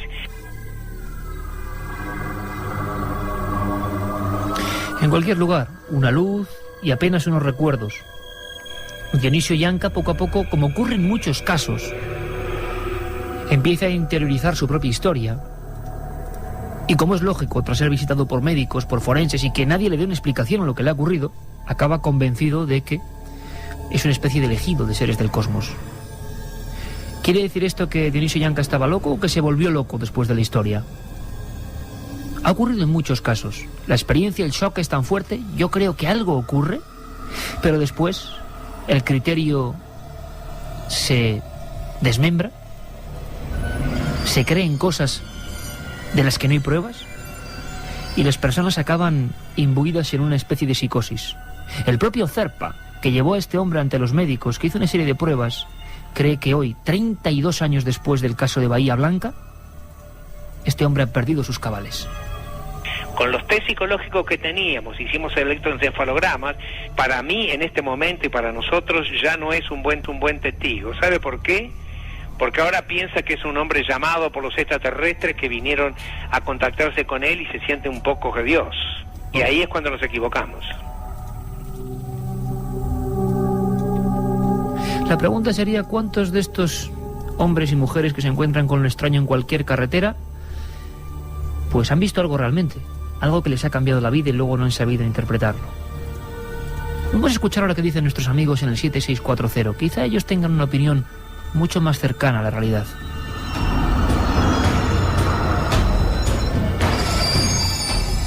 Pues un taxista nos dice, por favor, que no se me pare el coche. Soy vigilante de Valencia. Después de esta historia va a hacer las rondas. El que yo te diga, feliz Navidad a todos. Somos los guardias civiles de Castro Urdiales. Nos pasamos el tiempo en el coche y en los pueblos e impresiona. Nos toca trabajar estas fiestas. Pues muchos saludos y buena suerte también en estas fiestas. Guardia civil que ha sido protagonista de muchos casos. Estoy recordando uno cerca de Pozo Amargo, provincia de Albacete. Bueno, una visión muy extraña de una especie de figura que describían los dos miembros de la Benemérita como ¿sabes los típicos maniquís sin cara, con varias piezas articuladas que utilizan los pintores, con una cabeza un poco bombada? Imaginaos a un individuo así en mitad de la carretera. Imaginaos que vuestro coche se acerca hacia él, da las largas, no se aparta y el coche se para. Pero es que el coche se para y el individuo sigue unos 50 metros sin moverse. Y se produce una serie de, vamos a decirlo así, de momento de tensión. Los agentes no saben qué hacer, año 81. El individuo no se mueve y entonces es cuando se da cuenta de que es bastante alto. Por supuesto, además, el aparataje eléctrico del coche se viene abajo, la batería al parecer se gasta en ese preciso momento, y entonces se produce un instante en el cual todo es oscuridad, y ese ser poco a poco se gira como si fuera un militar, un robot, y se mete en el lado derecho de la carretera y desaparece. Los guardias civiles pudieron contactar andando carretera a través, por supuesto no en el mismo lugar donde apareció este ser, e informaron en el cuartelillo correspondiente. Hay muchos casos de este tipo, de visiones en mitad de la carretera, de visiones extrañas. José Germán nos dice, yo soy de Almendralejo y esa historia es muy real. Una noche volvía de ver a mi novia y 100 metros antes de un cruce vi la figura de un anciano con la boca abierta y un paraguas en la mano. Eran las 4 de la madrugada, nos dice Alberto. Otro Alberto, en este caso desde Cáceres, que nos dice que tiene los pelos de punta y que se le han quitado las ganas de conducir de noche. Hola, es la primera vez que me habéis hecho pasar tanto miedo. Conozco la zona y nunca más voy a pasar de noche por allí. Llevo 5 años pasando por allí para llevar a mi novia, pero a partir de hoy nada será igual. Nos escribe un amigo desde Badajoz. Yo estuve en ese cuartel de maniobras hará 5 años y una de las noches dando una vuelta nos pareció ver a alguien en la carretera. Echamos a correr. Soy Adai, mi padre también ha visto a la portuguesa debajo del árbol. Lo pasó muy mal e incluso necesitó ayuda psicológica. Como siempre, analizando una historia surgen muchas más. Testimonios callados que ahora pues quieren gritar de alguna manera, aunque sea a través de esta vía, que ellos también lo vieron. En ese libro, en ese trabajo de 3 años de investigación, La Noche del Miedo, incluso pude hablar con personas que habían sido, con nombres y apellidos y sus fotografías, ametralladas en esa Nacional 5, pues por una serie de errores en una noche de pánico. Totalmente justificable, no en el sentido de ametrallar a alguien, sino en el sentido de que el pánico y la histeria se apoderó de toda esa zona aquel 12 de noviembre de 1976. Sin duda alguna, una noche de auténtico miedo. Como, Alberto, miedo pasó mucha gente creyendo que había sido teletransportada, ¿no? Sí, tenemos que hablar de un caso que yo creo que fue de boca en boca en Argentina, un poco se convirtió en una de las leyendas urbanas y a partir de ahí pues empezaron a ocurrir muchos sucesos extraños, de repente empezaron a ocurrir apariciones, avistamientos ovni y bueno, pues una investigación que fue llevando pues hacia descubrir que verdaderamente esa teletransportación tal y como nos habían contado tampoco existió, ¿no? Parece ser que llevó una investigación, que parece ser que se estaba pues promocionando una película de aquel entonces y que todo había sido una pequeña farsa, un pequeño montaje. Lo que sí dio pie es a otras leyendas, a otras historias, y a partir de ese suceso, llamado el caso Vidal, empezaron a ocurrir diferentes cosas extrañas, ¿no? El relato robot sería un coche, va caminando y de repente la típica niebla, densa niebla, y de repente la primera historia que al final nunca se supo si era verdad, mentira, la historia del caso Vidal. Es que ya lo estoy viendo, a muchos de nuestros oyentes conduciendo en este momento, a lo mejor incluso, pues fíjate, por un paraje de estos oscuros. Y quién sabe, a lo mejor miran la ventanilla y empiezan a descubrir que empieza a llegar esa neblina. No sé si alguno de nuestros oyentes se atrevería para en una gasolinera a estas horas a echar gasolina.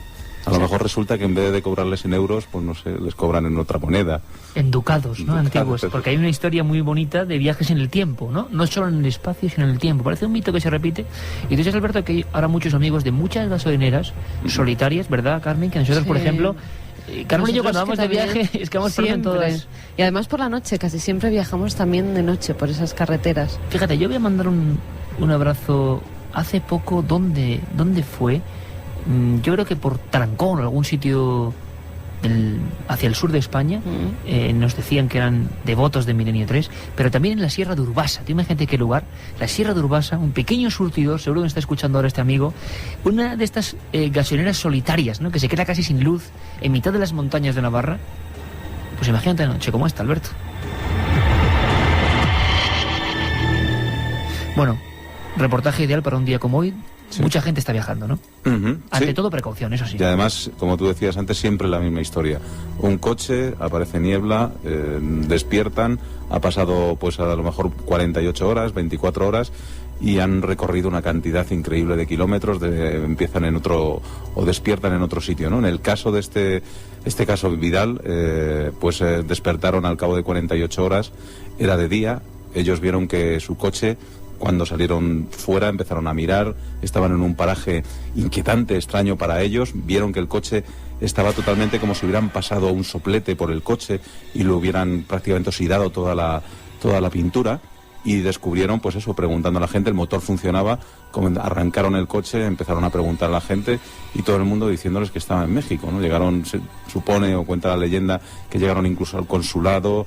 Pues pidieron varios testigos, llamaron a sus amigos que se habían encontrado con ellos en la carretera, con lo cual todo era una historia muy inquietante. Lo que pasa es que luego hay un sector crítico que dice que pudo ser la maniobra de publicidad de una película que además generó una moderna leyenda urbana que se fue copiando en todos los países de habla hispana. Siempre era pues un coche que sale de Granada y aparece en Lima, un coche que sale de Guatemala en cualquier punto de ese país y aparece, pues, por ejemplo, en Barcelona. Eran viajes transoceánicos y parece que se generó esa leyenda urbana, sobre todo porque luego cuando se ha ido a averiguar muchos de los testimonios no existen, ¿no?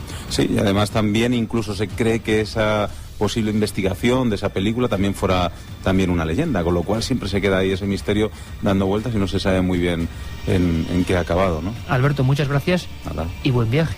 Igualmente.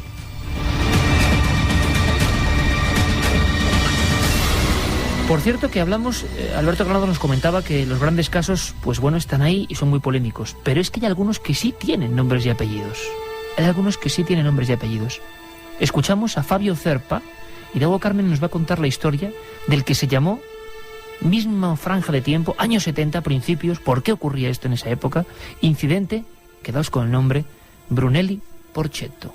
Por ejemplo, para poner el Brunelli Porchetto, iban en una ruta con un viejo Ford, y de repente hacen un recorrido de 180 kilómetros, lo hacen prácticamente en 40 minutos, que es imposible de hacerlo, que ellos en determinado momento sienten como que están flotando con el auto, ven como una luz alargada al costado del camino, claro que era la nave que evidentemente los transportó, los sacó del lugar a donde estaban y los llevó para adelante.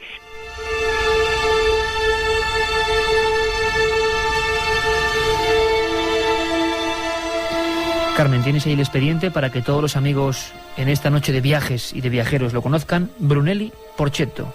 El 16 de julio de 1972, Brunelli y Porchiello, que residían en Córdoba, en Argentina, se desplazaban con su coche, un Ford Falcon modelo 68, a la ciudad de Balnearia para asistir a una reunión con viejos amigos.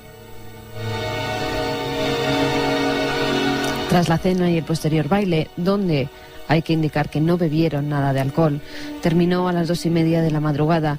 Los dos hombres volvieron a coger el vehículo para regresar a su domicilio. Así llenaron el depósito de gasolina y comenzaron a circular por la carretera a una velocidad media de entre 80 y 100 kilómetros por hora. Tras pasar una localidad llamada Arroyito, observaron una potente luz blanca que iluminó todo el entorno. Brunelli divisó algo que le identificó como un objeto en el cielo, pero su compañero le apremió para que acelerara, porque lo más seguro que fuera una tormenta. Eran ya las 3:10 de la madrugada y llevaban recorridos unos 16 kilómetros desde que emprendieron el viaje, cuando a un lado de la carretera observaron una hilera de luces rectangulares de color anaranjado y unos 50 metros de largo. De pronto se dieron cuenta que ya estaban a pocos kilómetros de su destino, pero deberían haber tardado unas 2 horas y habían realizado todo el recorrido, incluso la parada, echar gasolina, las luces, en menos de 1 hora. En ese momento Iker casi no se dieron cuenta, pero el día después comprobaron que el depósito de gasolina pues había gastado muy poco, efectivamente como si tan solo hubieran circulado unos pocos kilómetros. Brunelli además comenzó a sentir un hormigueo en la región lumbar derecha, pero en cambio su tensión arterial, que siempre la había tenido alta, se estacionó. Y es que en muchos casos de encuentros en la carretera se producen alteraciones físicas en los protagonistas, en el conductor. Yo recuerdo uno de los casos que pude publicar en Enigma y en alguno de mis primeros libros, en Gerona, en La Escala, año 97, mes de marzo.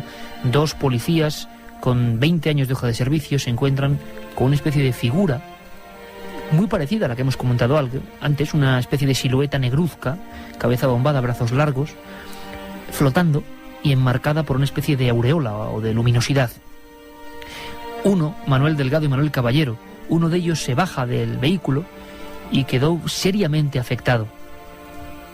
Hubo derrame sanguíneo en un ojo y, sin embargo, el hombre que se quedó dentro, Manuel Caballero, sufrió una espectacular mejoría de una enfermedad importante que más o menos llevaba, a pesar de que estaba de servicio, una herida por incisión después de una operación. Pues prácticamente se recuperó y todas las constantes cardiovasculares se recuperaron, al menos durante un tiempo. Producto de la emoción, ¿quién era aquel individuo? También ocurrió en la carretera y también se detuvo el vehículo oficial de la policía. Pude encontrar uno de los expedientes por el jefe de la policía de Gerona que certificaba que el caso era real y que creía en el testimonio de los 2 protagonistas. Hablamos de 2 policías españoles, hablamos de no hace tanto tiempo. Y seguimos hablando de más casos que ocurren en rutas, casi siempre, como decimos, carreteras secundarias, casi siempre en lugares donde de repente el paraje se vuelve monocorde, donde no te cruzas con otros coches. Y me gustaría decir 2 características que yo me he encontrado durante mucho tiempo investigando este tipo de sucesos. Por ejemplo, el caso de las 7 villas en Cantabria, donde un hombre circula tranquilamente y se encuentra una especie de figura que parece un payaso, con un gorro, con una especie de capirote, y conforme se va acercando lo que parece es una especie de reo de la Inquisición, que está de repente en mitad de la carretera. Fue un caso célebre que llegó a investigar el Ejército del Aire, aunque luego su proceso no acabó nunca en los archivos oficiales. Otro tanto ocurre con un caso que pusimos aquí en Milenio, el caso del puerto de Alisas, de otra figura, también de aspecto grotesco. Los testigos no ganan nada, al revés, con contar esto. Lo que ganarán es el silencio, el vacío de su comunidad y más aún, imagino, con el descrédito que la televisión ha generado habitualmente con estos temas. ¿Quién va a contar esto? ¿Para qué? ¿Por qué alguien dice que de repente se ha encontrado con eso en un punto de la carretera? Vamos a seguir ampliando perspectivas. Volvemos a conectar con Fabio Zerpa en Buenos Aires para hablar de casos que se pudieron investigar en nuestro país, en España. Hay un caso también de un médico madrileño que yo investigué también, que prácticamente hace Sevilla y Madrid, lo hace prácticamente en 40 minutos, y estoy hablando de 20 años atrás, o más quizá. En el caso de estos dos, los tres músicos, ellos vieron también como que el auto, el coche iba un poco moviéndose, un poco por arriba, ven también una luz extraña, y de repente cuando van a entran en unas luces, dice, bueno, esta debe ser tal con la localidad, ustedes no saben qué dice, y cuando se dan cuenta que están entrando en la ciudad de ellos. Manda un SMS al 7640. Escribe la palabra milenio, espacio y lo que nos quieras contar. Comentaristas de Milenio 3. Sabemos que siempre hay alguien al otro. ¿Es esa la cola para entrar? Anda, vámonos. ¿Qué dices? Ven. Hola, somos dos. Está bien, pasad. ¿Pero le conocías? No. Eres único. Único 43, por favor. Búho 43. Nadie sabe más de la noche.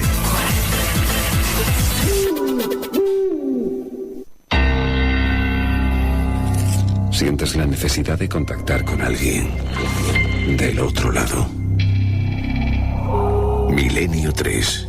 Cadena Ser.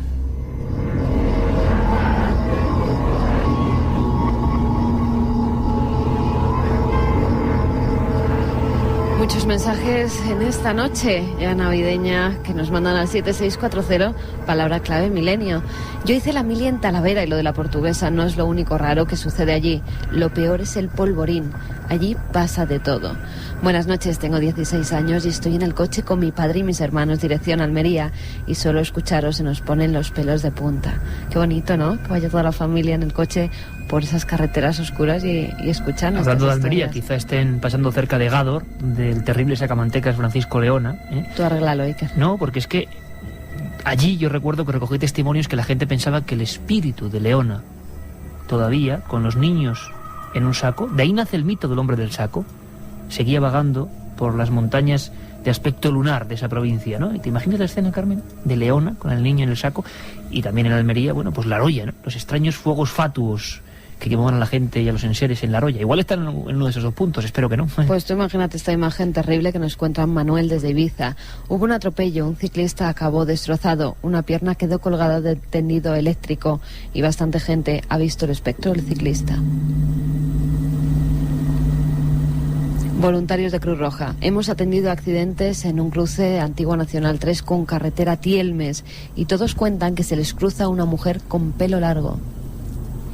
Es curioso, a ver si podíamos conectar con alguno de estos para futuros programas, de futuros amigos también, ¿no? De la Cruz Roja, que saben de muchas historias, igual que cualquier servicio, ¿no? Tanto de fuerza de seguridad como servicio público.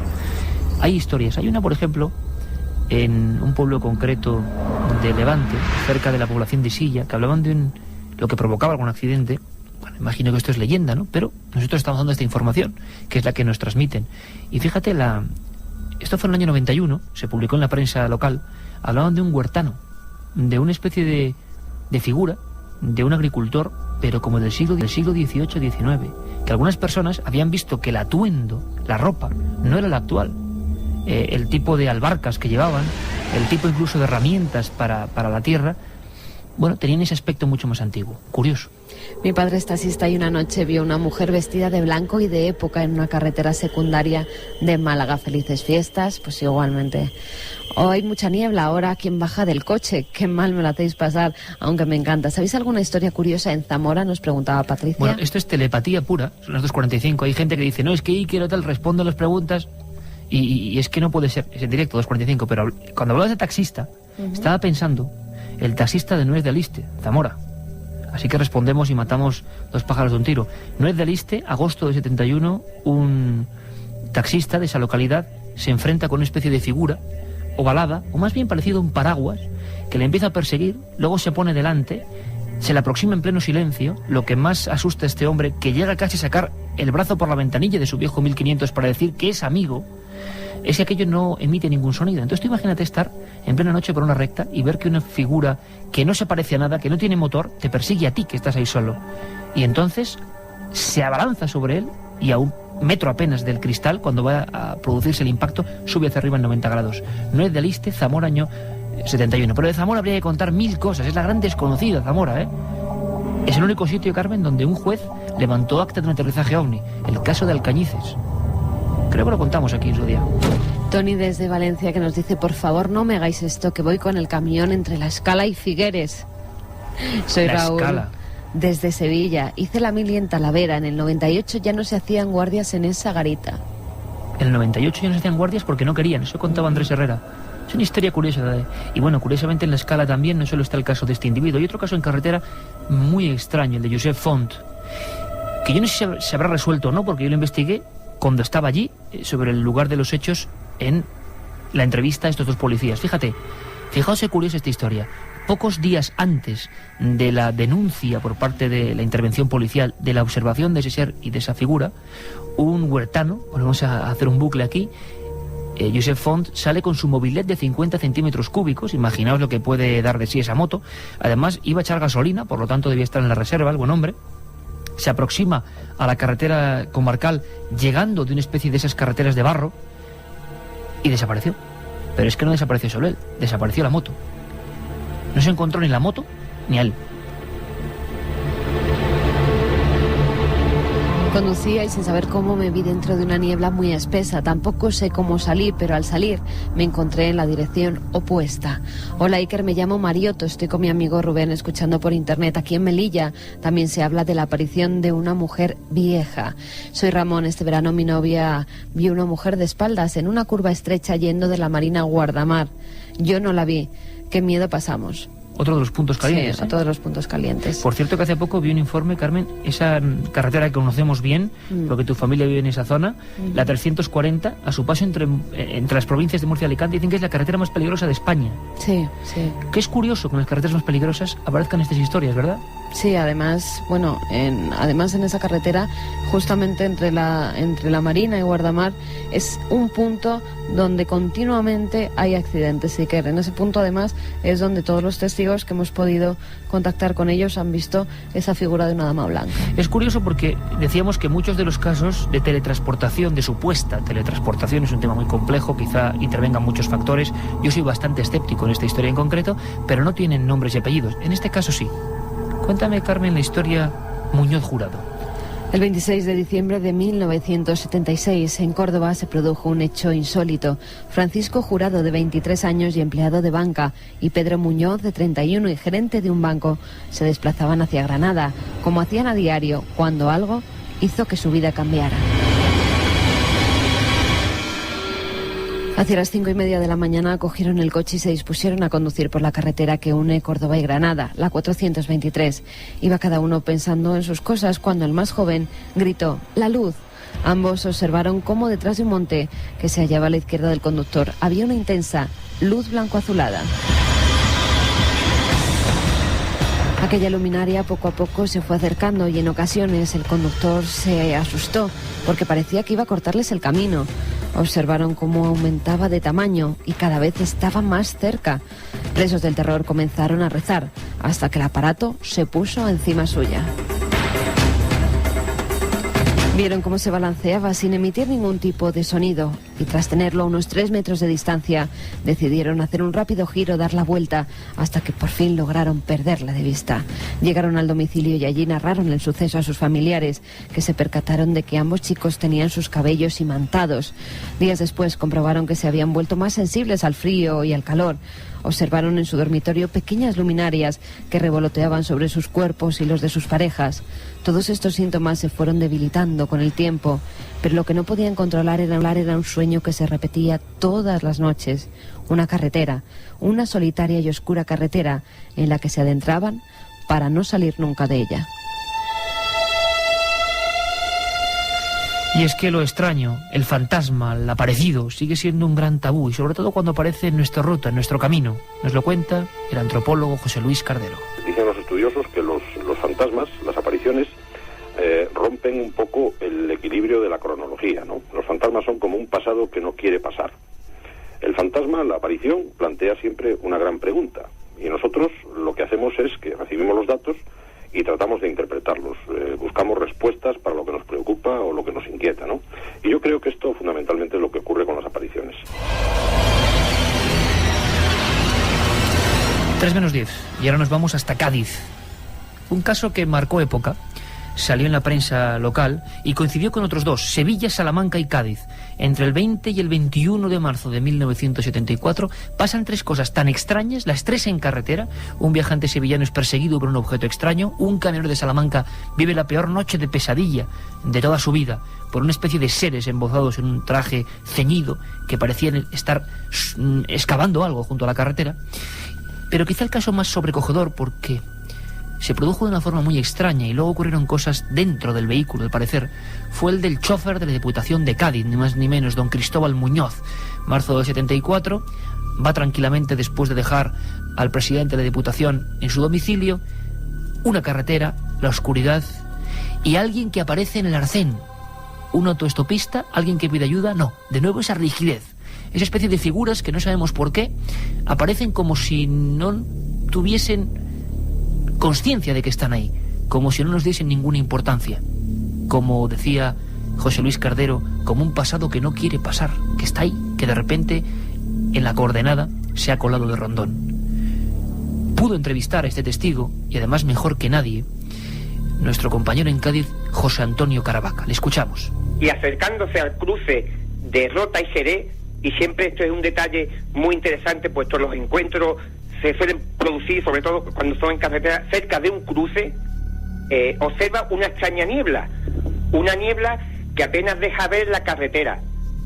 Extrañado, es un hombre habituado a conducir a altas horas de la noche, pero me comenta que ese tipo de niebla no lo había visto en otras ocasiones, era muy densa, muy espesa, y observa en el lado de la derecha, en el margen de la carretera, un individuo, un humanoide.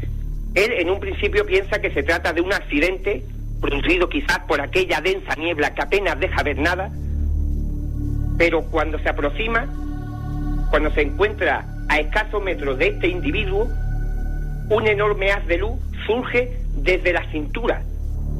El testigo, Cristóbal Muñoz, sorprendido, intenta girar el volante y de pronto el coche es zarandeado por una fuerza invisible.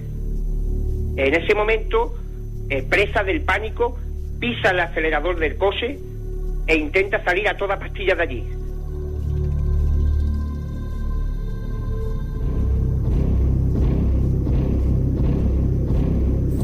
Un individuo alto, aparentemente normal, que no hizo ningún movimiento y que destelló desde la altura de la cintura el coche del chofer de la Diputación de Cádiz. Un miedo que se reprodujo durante años a pasar siquiera por el mismo lugar, haciendo un rodeo gigantesco con el coche oficial y el presidente de la Diputación dentro para no pasar de nuevo. El miedo a estos sitios se queda grabado en la memoria. Incluso Cristóbal Muñoz es un hombre recio, auténtico, que sigue sin creer en historias de fantasmas. Él simplemente dice que lo vio. Pero hay algo que nunca se había contado, algo que descubrió nuestro compañero José Antonio Caravaca, ese gran investigador de campo de las tierras de Algeciras. Pudo entrevistarlo en muchas ocasiones. Él nunca había vuelto a querer contar la historia. Pero es que pasó algo dentro del coche. Eso quizás es lo más tenebroso. Cuando huye de allí, cuando, según la prensa nacional, dijeron que el chofer y su coche se zarandearon como una hoja, como si una mano invisible lo revolotease, ocurrió algo dentro del pequeño habitáculo. Nos lo cuenta José Antonio Caravaca. Siente una fuerza tremenda que zarandea todo el vehículo, un SEAT 1500 oficial, es zarandeado y, fíjate, Iker, de pronto siente que aquel ser se ha introducido en el vehículo. Es una impresión que tiene el testigo, de que aquella extraña entidad se ha colado en su automóvil. Imaginaros, a las 4 de la madrugada, rodeados de niebla, aquel ser emite un potente haz de luz y parece que se introduce dentro del vehículo. En ese momento, ya presa total del pánico, Cristóbal Muñoz, a través del retrovisor, comprueba que detrás del coche no hay nada. Y todo esto incluso le lleva a casi perder el control del automóvil y salirse de la carretera. Posteriormente, alejado ya, gira la cabeza y ve que no hay ni el menor rastro, ni del humanoide, ni de la luz.